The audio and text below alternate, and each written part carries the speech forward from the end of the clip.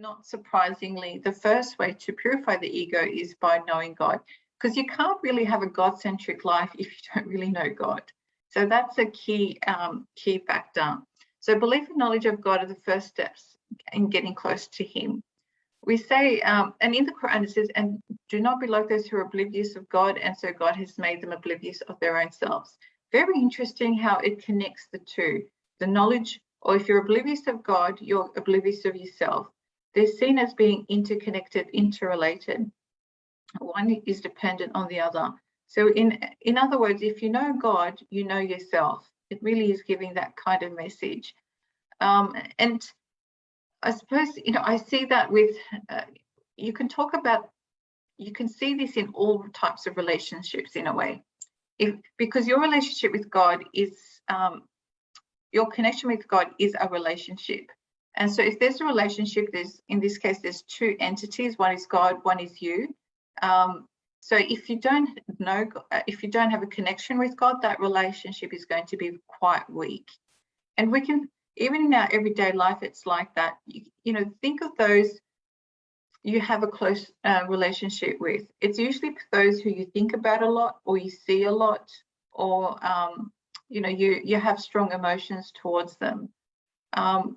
And so the same goes with God. If we know God, and knowledge of God is through the universe, through the in the Islamic perspective, the Quran, and even through ourselves, knowing ourselves, we get to know God. It means that our knowledge of God's going to increase, and naturally then we're going to have a greater connection with them.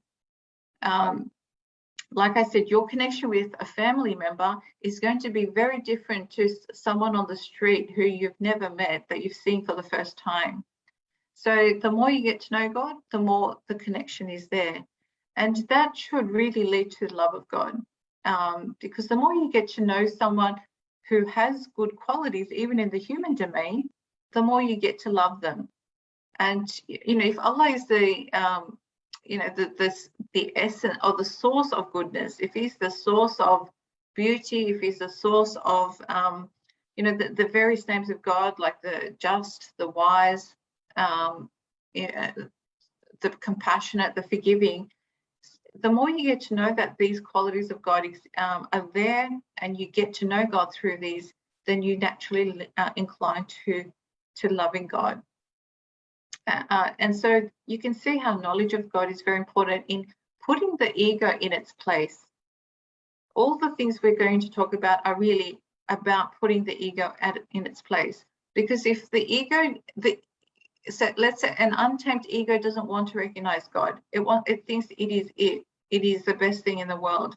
Whereas when a person knows God, they think, wow, I'm nothing without God, or I can't achieve anything without God.